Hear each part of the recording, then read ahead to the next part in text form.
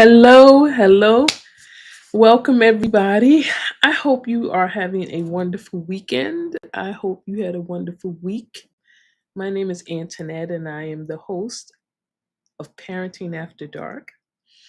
And I'm so excited because last week we started talking about who are you, right? That is a question that at some point in everyone's life, they have to ask themselves. Because in asking, who are you are essentially confronting everything about you, right? The good, the bad, and the ugly. And so when we're talking about parenting, and I shared this last week in a little bit of my story, when you're talking about parenting, who are you actually affects how you relate to your children, right? How you treat them, how you speak to them, how you engage them in any way.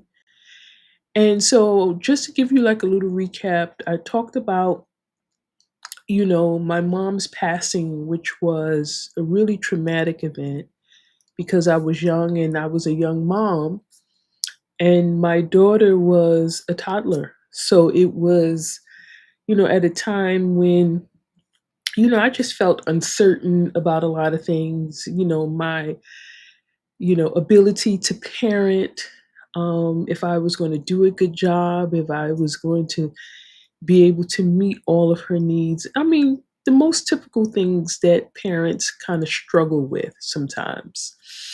And so my mom's passing actually kind of exasperated those feelings. And I was not sure. I really, like, emotionally, I was just overwhelmed and I wasn't certain. But what I did know was the fact that there was a call on my life because at the moment of transition, I believe what I experienced was that mantle that was my mother's now falling upon me, coupled with the fact that I had now this sense of I am a woman, like I am it. I am a woman, not in a cocky sense, but I have this new profound sense of who am I, and knowing that I'm going to become this woman and I'm going to do all that God has for me to do in this life. Like it just became very apparent. And so having those two beautiful things happen, it kind of bumped heads with my grief. To be honest, I felt like, what's going on? Why do I feel this sense of freedom now, to really become this woman? I believe now, looking back at it, that I was the person who I was at that time before my mother transitioned.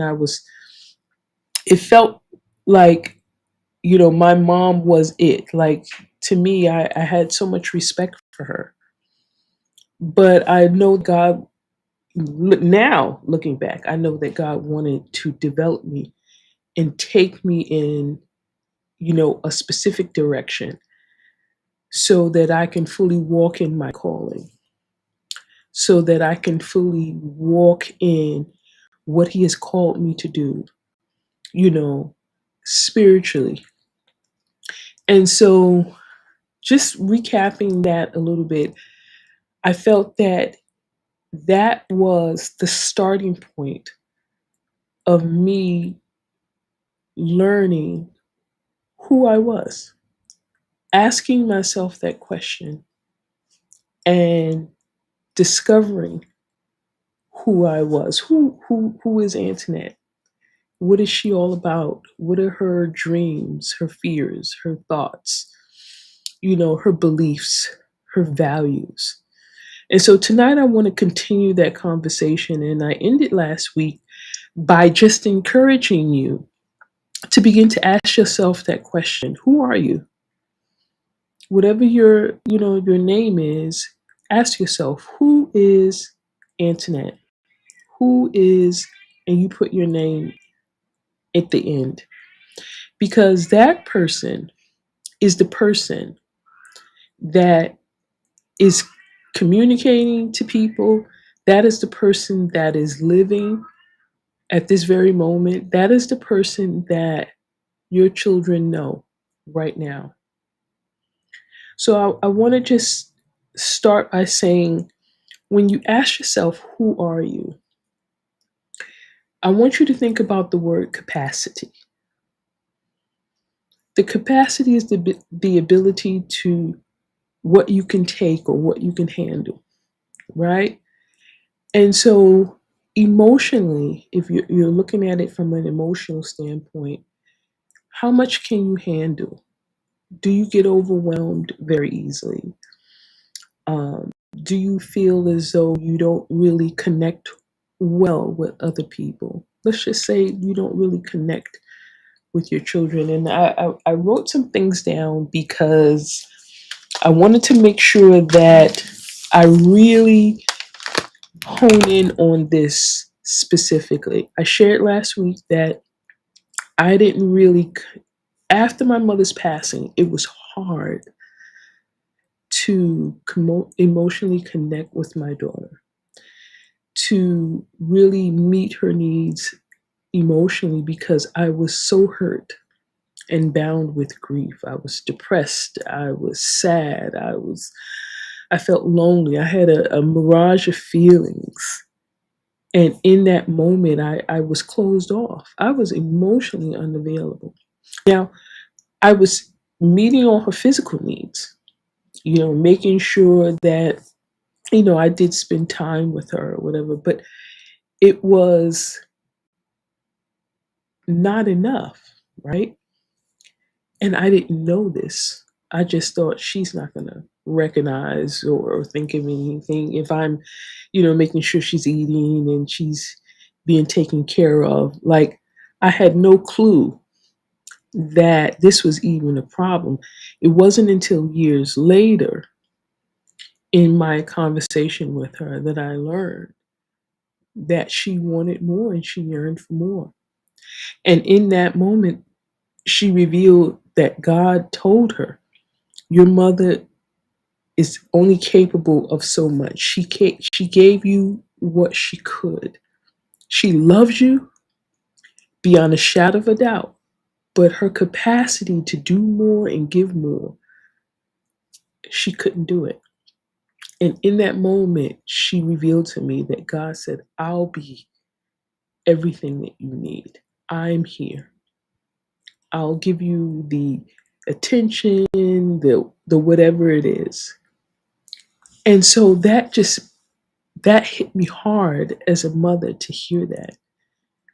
And she said, Mom, she said, no, don't, like, don't be upset or don't get, become sad or whatever, because God gave me everything that I needed and He explained it to me so that I was able to understand. And that's why in the very beginning, when I started these episodes, the one thing that I encouraged you as a parent is to introduce your child to God.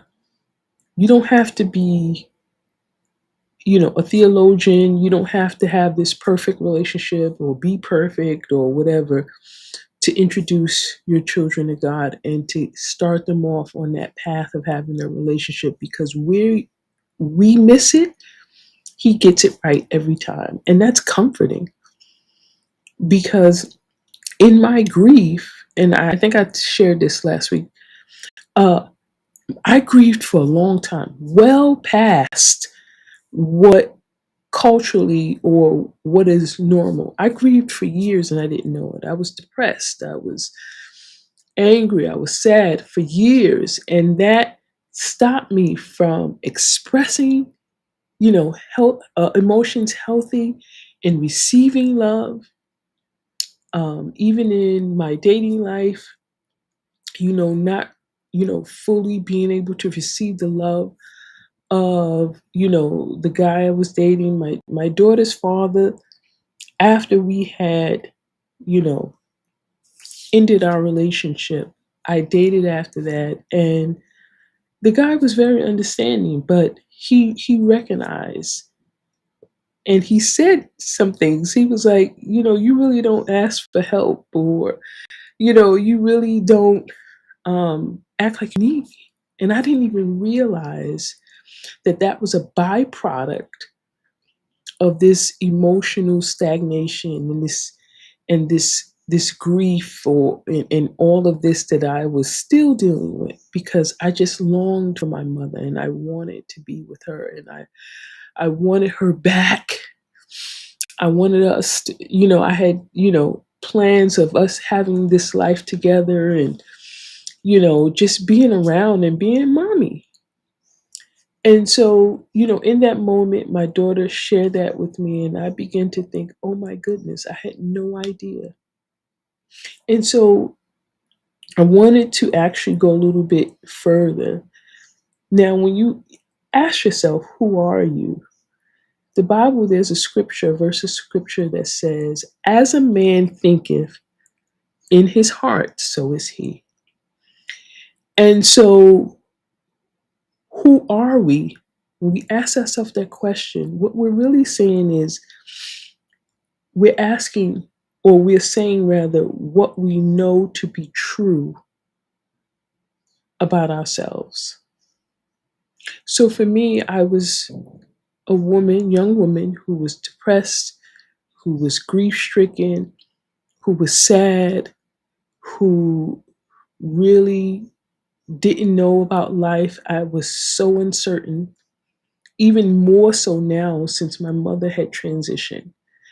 But I was afraid, I was scared, I was, lost in a different sense, because my mother, again, was my rock. And so even, looking back now, I realized that even in my identity stemmed from that relationship with my mom, you know. And so when you ask yourself, who are you? I'm not talking about titles. I'm not talking about position. I'm not talking about, accomplishments. I'm talking about, who are you? And for me, I was afraid, I was scared, I was not sure, looking for answers, looking for guidance. I was someone who was needing a lot of support but did not know how to ask.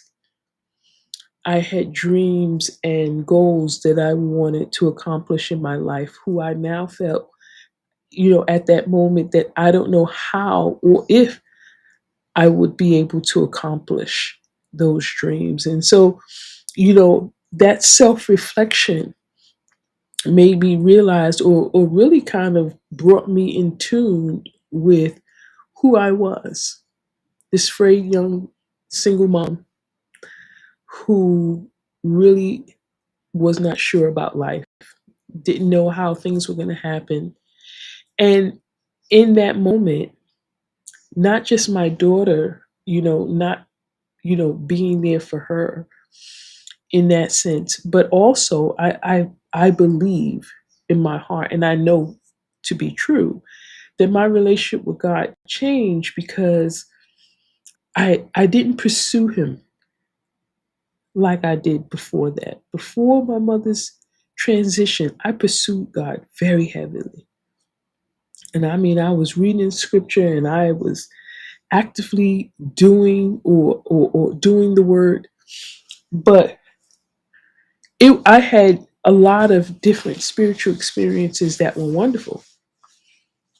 And I was so excited about it. I was like a kid in the candy shop, in the spiritual candy shop. I was learning these things. I was filled with the Holy Spirit. So I had, that going on with understanding, my faith and this walk with Jesus. I was just on fire for God. I was so winning every chance I got. But when my mother transitioned, all of that stopped. It was like my zeal for God was cut short. I backed off. And unfortunately, it cost me because anytime you don't allow God into your life to help you and to guide you and to give you strength, you have to rely on yourself. And if you don't have it and you're lacking in any way, let me tell you, it's not good. You can, just develop bad habits and behaviors because you're just going off of your feelings and what you think you should do and what you know to do in that moment. You go from living to surviving, and that's not good. And so, in thinking about that question, years later and having that conversation with my daughter, I realized, okay, I got to do something. And I begin to cry out to God and I begin to say, help me because I don't want to be this kind of parent. I want to be loving and nurturing all the things that I grew up, you know, experiencing. And so, just thinking about that capacity, I had to begin to allow God to heal me in my those areas. I had to finally just release my mother and just accept the fact that she had transitioned and that she was in a much better place. And I'll tell you, because in this dream, I had a dream, I want to say shortly after, but I'm not really certain the timeline. But in the dream, my mother was sitting and she just gave me this look. She used to always have this look like when she had to make a point and she just knew that, she knew this and this was her thing. She used to like shake her head and she said, do you really think that I'm lacking anything? And I remember this beautiful, like she had this like pirate hat and it was full of diamonds of all different sizes and shapes. And it was sitting on her head. And she was like, do you really think that I lack and want for nothing? I was like, and my mother loved hats. She loved, that classic Chanel kind of look. And when I saw this image of her in the dream and she was, just sitting there like, do you really think that I'm lacking for anything? I have everything. She had this beautiful diamond bracelet. I mean, it was thick. She had this huge diamond ring. I mean, it was just thick. And she was like, you know, I'm good. Go on with your life, baby girl. Enjoy your life. And I remember feeling such a release. And I believe that God allowed me to see that too, so that I can release and go on because I felt like there were so many things that I wanted to do for my mom, in this life to show my love and appreciation for her. And I had done, like most kids, you always hit the major times with the birthday and the holidays. And for me, even the calling every other day or checking in, but I wanted to do something really special for her. But she was telling me, look, I have it all. I lack and want for nothing. I'm good. And that just helped me to release her in my heart to know that all was well with her. And so from that point on, I began to kind of get back into the groove of my relationship with God. And just over the years, God has just taken me through this process of discovering who I am and, taking me through the process of loving this person, you know. And I'm just so very grateful for that. But to just go back to my original thought, I just realized I just kind of went um in another direction sort of. But to go back to my original thought about capacity, that when you don't know who you are, it affects how you treat your children, how you communicate with them, how you talk to them, how you engage with them. And so it affects your ability to give, right? And so, it determines whether you give a little bit sparingly or if you're giving wholeheartedly, right? So I was scared and afraid and depressed and lost, and I had, my self esteem, everything just was kind of like on a low level. And so, quite naturally, I wasn't able to give my daughter a whole lot, which is what the Lord explained to her. And so I was giving her as much as I could, but I just didn't have it in me to do a whole lot. Not when she was like a baby. And so I didn't realize it because I was just walking around, functioning, doing everything that I needed to do. But that connection was lacking. And for her, she knew it. She wanted more hugs, right? She wanted more attention and whatever, but it just wasn't there. And so it affected my ability to give. So you have to think about that. How much are you giving to your kids? How much? I'm not talking about natural gifts because I was able to do that well, but I'm talking about the other piece.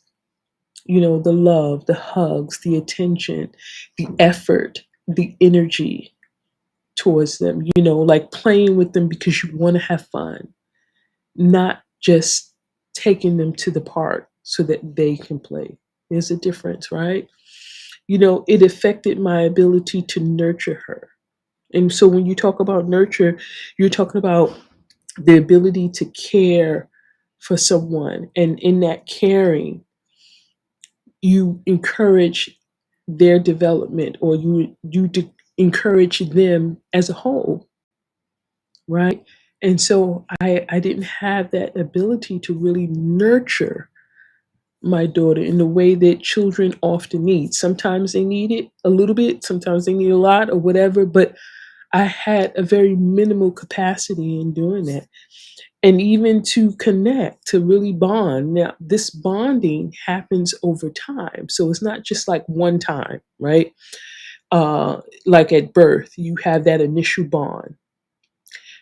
But I'm talking about, as time goes on, that bond increases. And everything happens the way it should happen if you are really open to it, and if you are really putting that that time and attention into really connecting and bonding with your child past a certain point every day, sharing stories with them, just talking about things that's on their mind, because they have a lot of thoughts and a lot of feelings and emotions. And so, you know, in that capacity, again, for myself, I wasn't doing a lot of that. I wasn't really connecting with her. I was emotionally closed off.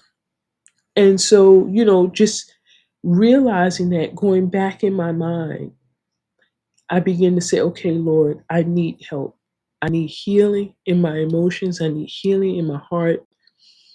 And I began to cry out to God. And He was always ready, willing, and able. But again, I mentioned before that God is a gentleman. So He was waiting for me to get to that point where I can just allow Him to do what it is that He wanted to do. And so, I want you to think about that as I close now. Who are you? Not your accomplishments, not your titles, you know, but who are you? Are you afraid? Are you scared? Are you depressed? Are you lonely? Are you suicidal? Who are you? Are you a person struggling with their identity? Are you a person struggling with hopelessness? Ask yourself and begin to really do that deep dive. Because whether you want to address it or not, who you show up as every day and who you are is what people see. So we don't often want to admit certain things, but it's not admitting something to say that it's true. It's admitting it to say that it's a fact. So the fact is you are struggling with hopelessness, you're struggling with fear, you're struggling with identity, you're struggling with, you don't know who you are and the career you want, you're struggling in your relationships and you are emotionally unavailable. Those are facts. Facts can change. But the truth is that you are loved by the Most High God. And in Him, you have capacity to do all things. And I just want to send you off with that. You have the ability, it's in you. That reliance on God and seeking Him and allowing Him into those places is what you're gonna that's what's gonna do it for you. That's what's going to help you to overcome. And so think about that. Who am I? What do I believe about myself? What do I know to be facts about myself? I said truth earlier and I should have said facts, but what do I know to be a fact about me? Am I grumpy, mean? If you're mean and you're impatient, acknowledge that, and then allow God to show you where that originated from. What happened in your life that kind of brought these things about?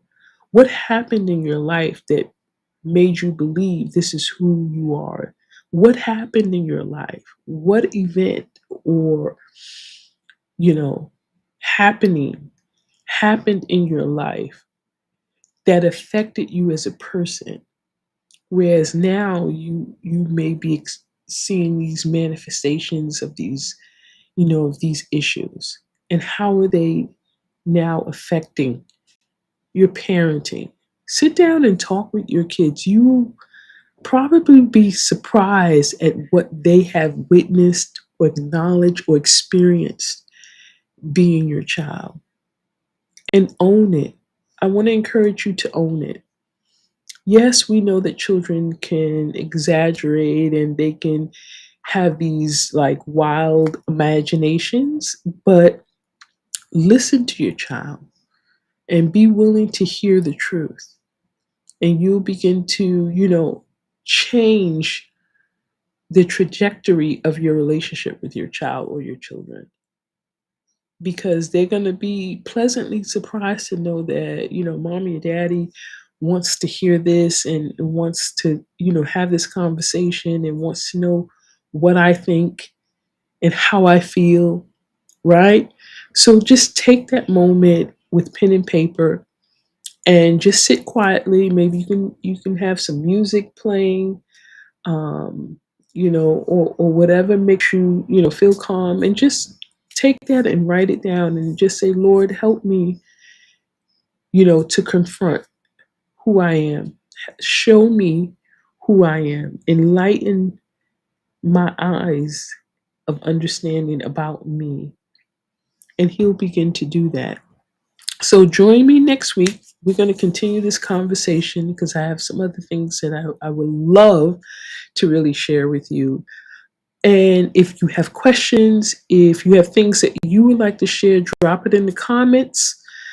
Um, or you can email me at number one at parentingafterdark@gmail.com. I am just super excited and I'm hoping to hear from you. I have a new book that's coming out that I co-authored with two beautiful people, Dr. Margaret Grant Maynard and Jerry Akins. It's called Boundaries, the Key to Self-Respect.